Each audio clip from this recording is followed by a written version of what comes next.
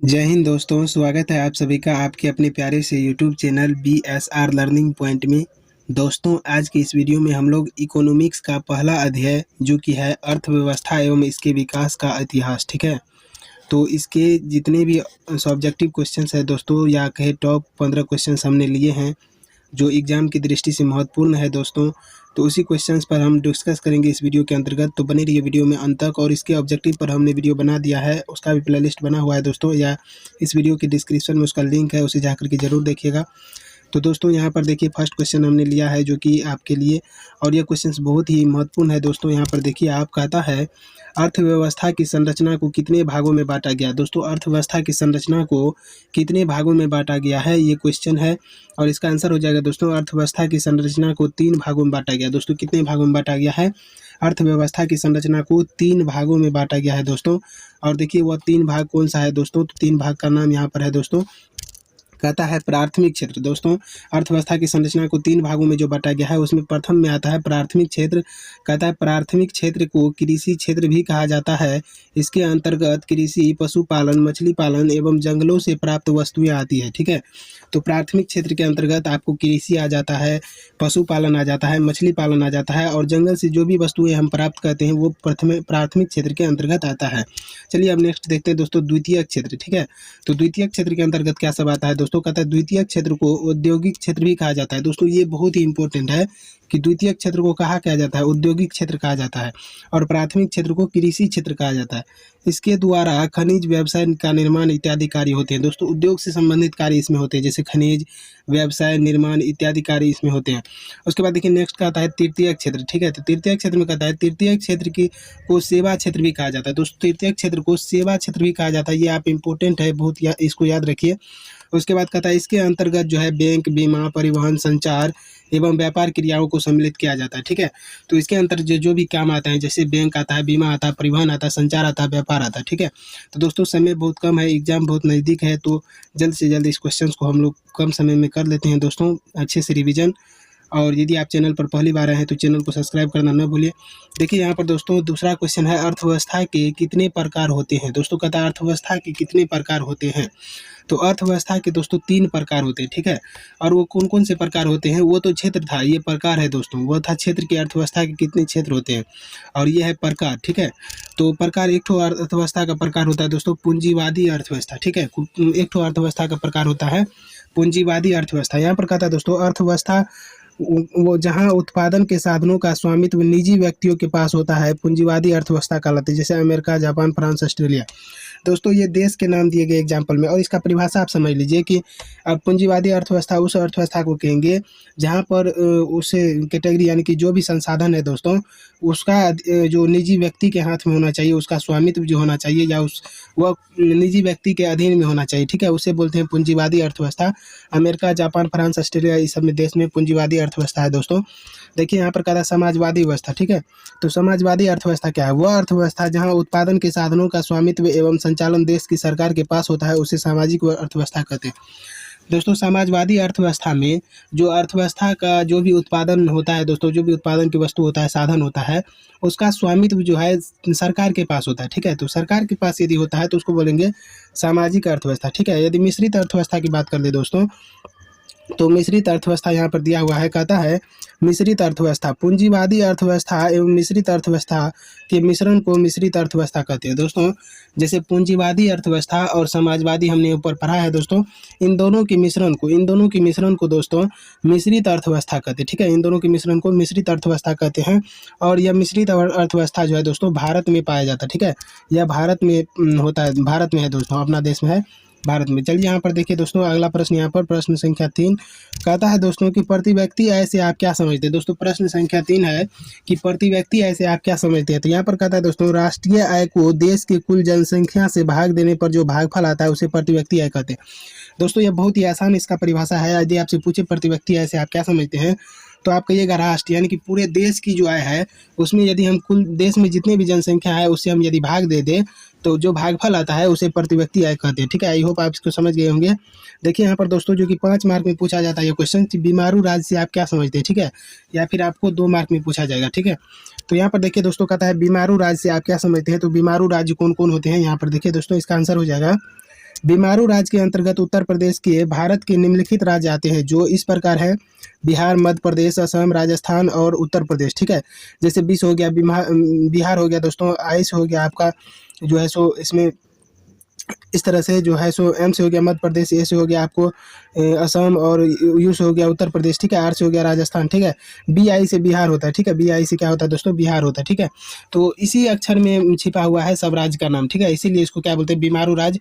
और वैसे भी ये सब जो राज्य हैं ये ज़्यादा धनिक नहीं है दोस्तों, ये सारे के सारे हम राज्य में बहुत कम पैसे हैं, बहुत अधिक लोग जो है सो बेरोजगार रहते हैं। ठीक है, इसीलिए इसको बीमारू राज्य बोलते हैं। यह सभी बीमारू राज्य के अंतर्गत आते हैं। ठीक है, अब देखिए नेक्स्ट क्वेश्चन की तरफ बढ़ते हैं दोस्तों। अगला प्रश्न यहाँ पर कहता है, ये क्वेश्चन तो 5 मार्क में पूछता है दोस्तों, इसे आप बिल्कुल मत स्किप कीजिएगा दोस्तों, इसको वीडियो को अंत तक देखिए। इसमें जितने भी क्वेश्चन है सब एमबीबीआई है दोस्तों, बोर्ड एग्जाम के लिए। कहता है यहाँ पर, बिहार के पिछड़ेपन के प्रमुख कारण क्या है? दोस्तों बिहार के पिछड़ेपन का प्रमुख कारण क्या है? तो आर्थिक दृष्टिकोण से बिहार के पिछड़ेपन के प्रमुख निम्नलिखित कारण है। दोस्तों यदि हम आर्थिक दृष्टिकोण से बात करें, पैसा और के मामले में यदि बात करें बिहार के पिछड़ेपन का कारण, तो देखिए यहाँ पर क्या है इसका कारण। कहता है तेजी से बढ़ती हुई जनसंख्या। दोस्तों बिहार एक ऐसा राज्य है जहाँ पर जनसंख्या काफ़ी तेजी से बढ़ रही है। आधारित संरचना का अभाव। दोस्तों आधारित संरचना जैसे जो भी आधारित संरचना, जैसे हम कह सकते हैं कि अस्पताल हो गया, स्कूल हो गया, ये सब चीज़ का ज़्यादा मतलब संख्या में नहीं है, ज़्यादा मात्रा में नहीं है, ये सब कम है, इसका अभाव है। कृषि पर निर्भरता। अधिकांश लोग यहाँ पर कृषि पर निर्भर हैं। बाढ़ तथा सुखाड़ से नुकसान। दोस्तों यहाँ पर हर साल जो है सो बाढ़ या फिर सुखाड़ ये सब चीज़ आते रहता है, आपदा आते रहता है दोस्तों, जिसके कारण जो है सो बिहार पिछड़ा है। कहता है औद्योगिक पिछड़ेपन। ठीक है, तो औद्योगिक मामले में भी बिहार क्या है? पिछड़ा है। यहाँ पर न कोई कारखाना है दोस्तों, तो इस तरह से भी क्या है या फिर उसके बाद देखिए यहाँ पर कहता है गरीबी। ठीक है, तो बिहार में ज़्यादातर गरीबी है क्योंकि यहाँ के लोग ज़्यादातर बेरोजगार हैं, यहाँ पर उद्योग धंधे नहीं है। कहता है कुशल प्रशासन का अभाव। दोस्तों यहाँ पर जो प्रशासन है, जैसे आप नेता कह लीजिए, कुछ भी कह लीजिए दोस्तों, या फिर जो भी यहाँ पर शासन करते हैं दोस्तों, तो वो क्या है उसका जो है सो कुशल नहीं है। ठीक है, सब घूस लेते हैं और घूस लेकर के काम करते हैं, ऐसे में भी बिहार क्या होता है? पिछड़ा होता है। उसके बाद देखिए दोस्तों अगला यहाँ पर कहता है नरेगा से आप क्या समझते हैं? ठीक है, तो आपको मनरेगा के बारे में पूछेगा भी दोस्तों, यह बहुत इंपॉर्टेंट प्रश्न है, इसको भी एक झलक देख लेते हैं दोस्तों। कहता है नरेगा से आप क्या समझते हैं? कहता है नरेगा ग्रामीण रोजगार देने की एक राष्ट्रीय योजना है। ठीक है, नरेगा ग्रामीण लोगों को रोजगार देने की एक राष्ट्रीय योजना है। इसके अंतर्गत ग्रामीण मजदूरों को साल में कम से कम 100 दिनों के लिए रोजगार देने की व्यवस्था की गई। ठीक है, इसके अंतर्गत ग्रामीण मजदूरों को एक साल में 100 दिनों के लिए रोजगार देने की व्यवस्था की गई है, नरेगा। ठीक है, नरेगा नेशनल रूरल एम्प्लॉयमेंट और कहता है गारंटी एक्ट। ठीक है, गारंटी एक्ट। उसके बाद देखिए यहाँ पर कहता है दोस्तों को, उसका फुल फॉर्म हो गया ये। उसके बाद देखिए यहाँ पर कहता है को 25 अगस्त 2005 को इसे कानून के द्वारा अधिनियमित किया गया। ठीक है, तो ये जो नरेगा कानून, मनरेगा कानून लाया गया दोस्तों, नरेगा, इसको 25 अगस्त 2005 को लाया गया इस कानून को और अधिनियमित किया गया। और इसके अंतर्गत ग्रामीण लोगों को एक साल में यानी कि 365 दिन में 100 दिनों की रोजगार देने की जो है सो गारंटी है। ठीक है, तो इसी को नरेगा बोलते हैं। उसके बाद देखिए नेक्स्ट क्वेश्चन यहाँ पर दोस्तों कहता है गरीबी गरीबी को जन्म देती है कैसे? तो दोस्तों गरीबी गरीबी को कैसे जन्म देती है, इसका आंसर देखिए। कहता है गरीब इसलिए गरीब है कि इनमें गरीबी के कारण उनमें आय कम होती है, अशिक्षा और अज्ञानता के कारण बच्चों की जन्म अधिक होती है तथा उनकी अगली पीढ़ी अधिक गरीब हो जाती है। कहने का मतलब है दोस्तों कि गरीब इसलिए गरीब है कि इनके गरीबी के कारण जो है इनकी आय कम होती है। ठीक है, आय यानी कि जो पैसा इनकम होती है दोस्तों, इनकी कम होती है, और अशिक्षा और अज्ञानता के कारण बच्चे अधिक जन्म ले लेते हैं उसके यहाँ। ठीक है, जैसे कानून लगाया गया बिहार सरकार के द्वारा और पूरे भारत देश में कि हम दो हमारे दो, तो इस तरह की बातें उसको ज़्यादातर पता नहीं होती है गरीब को, और वो क्या करते हैं अज्ञानता के अभाव में जो है सो बहुत सारे बच्चे को जन्म दे देते हैं, जिससे क्या होता है कि उनकी अगली पीढ़ी जो होती है दोस्तों वो और भी ज़्यादा गरीब हो जाती है।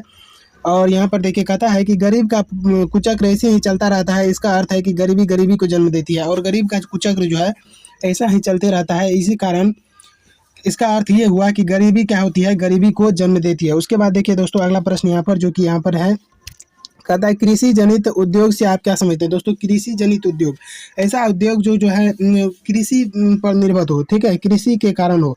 ठीक है, तो यहाँ पर देखिए कहता है ऐसे उद्योग जो कृषि उत्पादन पर आश्रित है अथवा जिनके उत्पादन में कृषि क्षेत्र का कच्चा माल आता है उसे कृषि जनित आयोग कहते हैं। जैसे आम से अचार बनाना। ठीक है, आम से अचार बनाना, टमाटर से टमाटर सॉस बनाना। ठीक है, टमाटर से टमाटर सॉस यानी कि चटनी बनाना। ठीक है, कहने का मतलब है दोस्तों ऐसा उद्योग होना चाहिए जो कृषि पर निर्भर हो। जैसे यदि हम बोले चीनी उद्योग, ठीक है, चीनी उद्योग गन्ना पर निर्भर है दोस्तों, गन्ना कृषि के अंतर्गत आता है।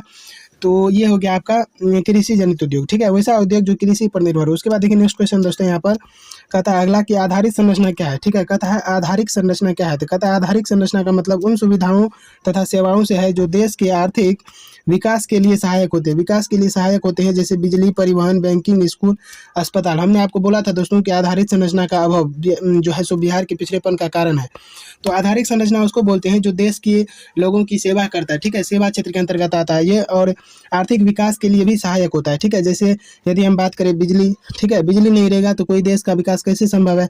उसके बाद यदि बात करें संचार, बैंकिंग, यानी कि बैंक रहना चाहिए, स्कूल रहना चाहिए, अस्पताल रहना चाहिए, ये सब जो है सो बेसिक चीज़ है, ठीक है, आधारित संरचना है, ठीक है। तो इसी के कारण जो है सो देश की रीढ़ बनी रहती है, ठीक है। उसके बाद देखिए यहाँ पर दोस्तों अगला है क्वेश्चन नंबर 10, कहता है मानव विकास सूचकांक के क्या से आप क्या समझते हैं। मानव विकास सूचकांक से आप क्या समझते हैं। कहता है मानव विकास सूचकांक, ठीक है, ह्यूमन डेवलपमेंट इंडेक्स, ठीक है, किसी भी देश के, कहता है किसी भी देश के मानव के विकास के सूचकांक को मानव विकास सूचकांक कहा जाता है। इसके 3 सूचक है, ठीक है।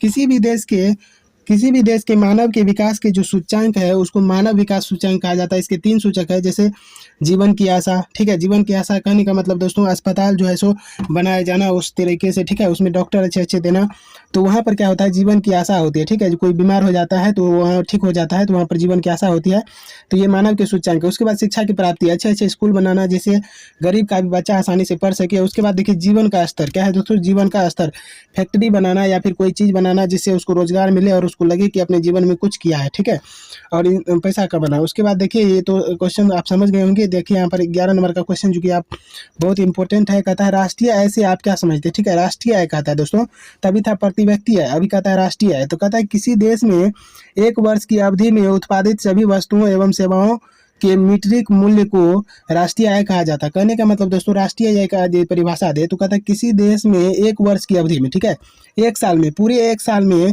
सीमा के अंदर, ठीक है, जो देश की सीमा है उसके अंदर जो भी सेवा या जो भी वस्तु या फिर जो भी जो है सो कृषि उत्पादन हुआ है दोस्तों, उसका समूल आय को, ठीक है, सबकी आय को जोड़ करके जो योग प्राप्त होता है उसको बोलते हैं राष्ट्रीय आय, ठीक है, देश का खजाना बोलते हैं दोस्तों राष्ट्रीय आय।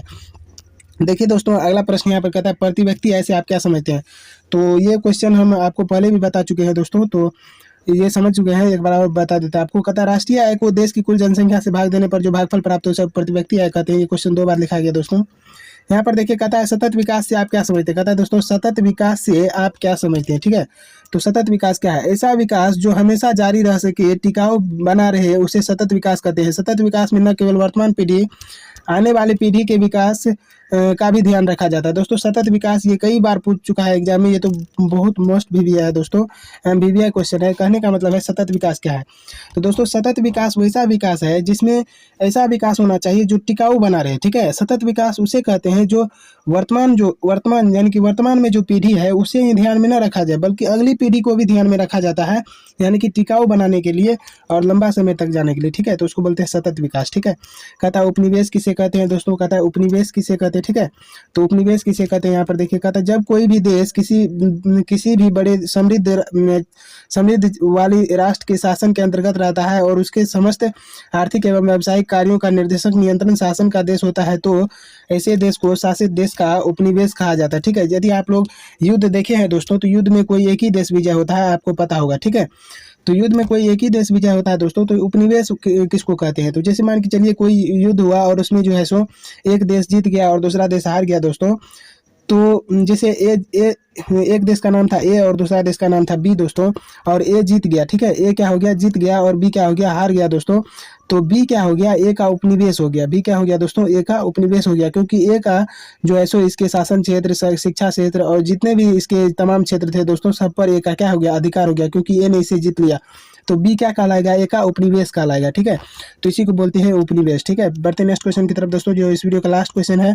कहता है दोस्तों कि मुद्रा विनिमय प्रणाली, ठीक है। कहता है दोस्तों मुद्रा विनिमय प्रणाली वस्तुओं एवं सेवाओं का विनिमय जब मुद्रा के द्वारा किया जाता है तो उसे मुद्रा विनिमय की प्रणाली कहा जाता है, ठीक है। उसे क्या कहा जाता है मुद्रा विनिमय प्रणाली, ठीक है। यानी कि यदि हम कोई भी वस्तु खरीदते हैं या फिर कोई भी वस्तु बेचते हैं दोस्तों, तो यदि उसमें हम मुद्रा का प्रयोग करते हैं, ठीक है। मुद्रा का मतलब होता है पैसा, ठीक है।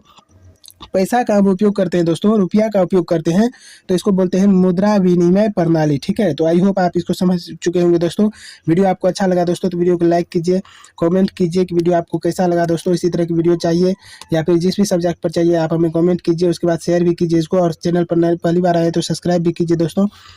तो मिलेंगे नेक्स्ट वीडियो में, तब तक के लिए thank you so much for watching this video. जय